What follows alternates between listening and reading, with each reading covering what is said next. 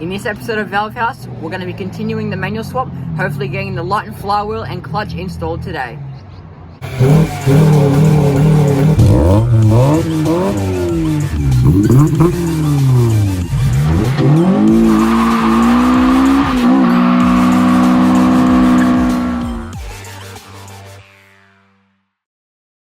Alright, so under the car at the moment, I'm popping all the torque converter bolts out.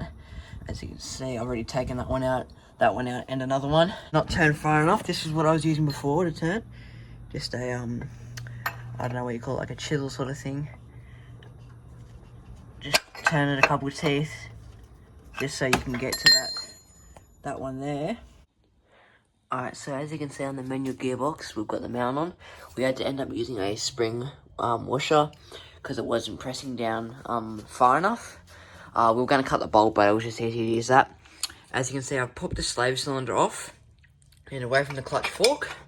As you can see, the bearing's out at the moment. Now I'm just going to pop it off because I've got to put grease under there and put the bearing on as well. And I've also just got to, I've got this boot here too, which I'll put on. Alright, so in the center console section here, there's these two outlines for where the manual shifter mounts to. So we've just center punched dead center in the middle, and now I'm going to drill them out.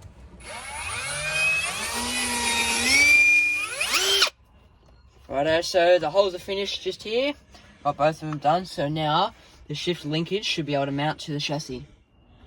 So there's very exciting times ahead. So we've disconnected everything, all the mounts from the gearbox. The rear T mount, this mount here, the front mount, all disconnected. The engine brake, the transmission to engine brace is undone. We've cable tied all these plugs and wires out of the way so they don't catch. As you can see, there's the cable tie there. We're just moving everything out of the way so they don't catch when we drop the gearbox down.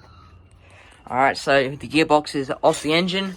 We're just about to lower it the last bit right now. There we go. Starting to move. And she's down. Oh, there she goes. Alright, so I'm underneath the car now. Here's the torque converter. I just undid one of the torque converter bolts. So the way we did it is we put an extension through one of the holes in the torque converter so it holds it against the sump. So now I can get good leverage on it without it turning.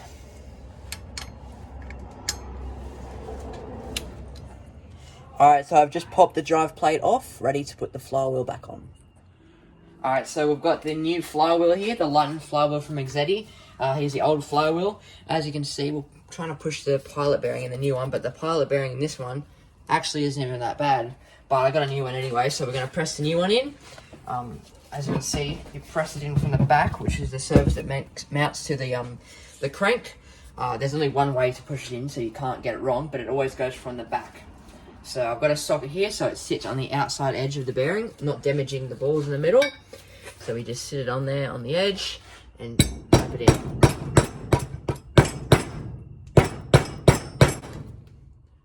Alright, I think that looks like it's in now. So let's flip it up to see. As you can see, you can't see any gaps. It's nice and flush against the surface, but I'm going to give it one more tap just to make sure that it is in, so it doesn't fall out.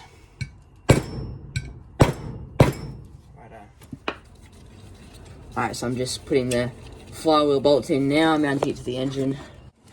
Alright, so I'm up to torquing these bolts down. So there's 4 different stages that we need to go through. The first stage is 19 foot-pounds, and there's a specific order you need to do it. Do the bolts up in. I'll put that on the screen now. So as you can see, you start with top 1, bottom 2, right 3, left 4, and then so on from there. So I'm going to do that now. Righto, there's 19 foot-pounds there. Straight down is number 2. Alright, so we're at the stage 2 torquing right now. So we're up to 38 foot-pounds, and now we're going to do the crisscross pattern once again.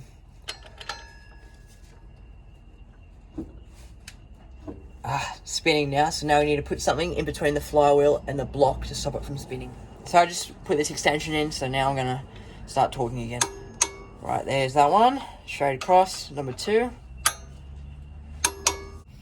So the last stage is 76 foot-pounds, and that is the last one we're going to do. So let's get that. I don't know if I'm going to be able to do this one.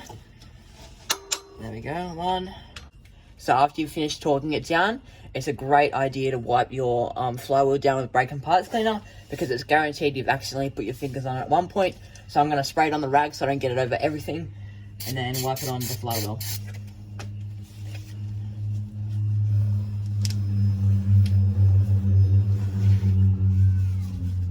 As you can see, I just wiped that on the flywheel, and all black stuff come off, so that's good that we cleaned it. Alright, so here we have an Integra clutch pressure plate and an Integra clutch. So at the moment we're not running like 900 horsepower, so we've got just a standard clutch because the standard B18 only has 140 horsepower. It's enough to throw your head back. But here's the clutch pressure plate bolts. I've got them in a bag.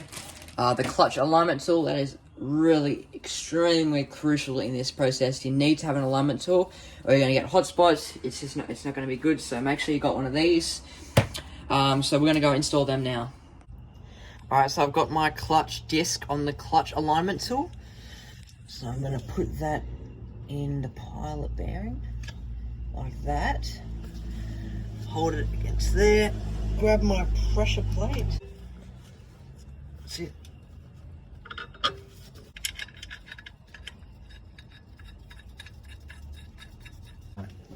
Alright, so the first stage for the clutch pressure plate is only a minor 5 foot-pounds. So just get it so they're all against the flywheel, and then you can start torquing them down. So 5 foot-pounds is basically nothing. See, as you can see, click, up here, a little bit more, click. Alright, so now it's time to torque it down to 10 foot-pounds, which is again minor, but it's double what it was before, so make sure you're doing it in the correct order. Just go crisscross pattern. So I'll start up here, get it on, click, down here, click. So the third stage is 14 foot-pounds, so we're going to do that now. Oops, I'll get on a better angle. Click. So the last stage is a mere 19 foot-pounds, so we're going to do that one now. Start at the top, make sure you're doing a crisscross pattern. Hopefully it doesn't spin on us like it is now. There we go. So when you're under here, just double check that you have both dowels in your engine, because that's what lines up your gearbox. If you don't have them, your gearbox is going to be off the line and put stress on the clutch disc itself. So make sure you have both the dowels so your gearbox will be lined up straight. Alright, so this is the manual gearbox, and as you can see, the mount on it is actually ripped. So it's not going to do much mounting. So the one we popped off the car is actually in really good condition. So we're going to reuse that one and put it on here, that way.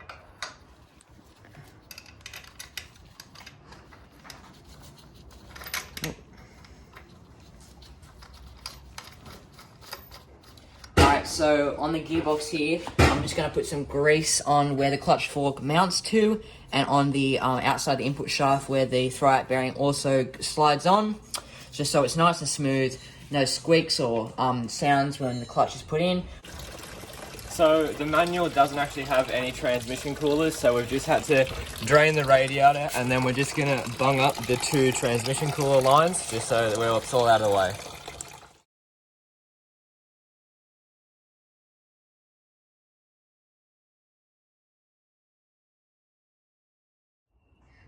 Alright, so today was a very productive day. Obviously, we've got rid of the auto, we've put on the new clutch and lightened flywheel and pressure plate. We've also drained the radiator and got rid of all the auto trans cooling lines. We've also mounted up the master cylinder here, and we've kind of rigged up the new pedal box, including the clutch. As you can see, for the first time, we finally have 3 pedals. We also need to chop down that middle brake pedal as well, just so there's a bit more room. But yeah, very productive day. Thanks for watching this episode of Valve House. Alright, you ready? Here we go.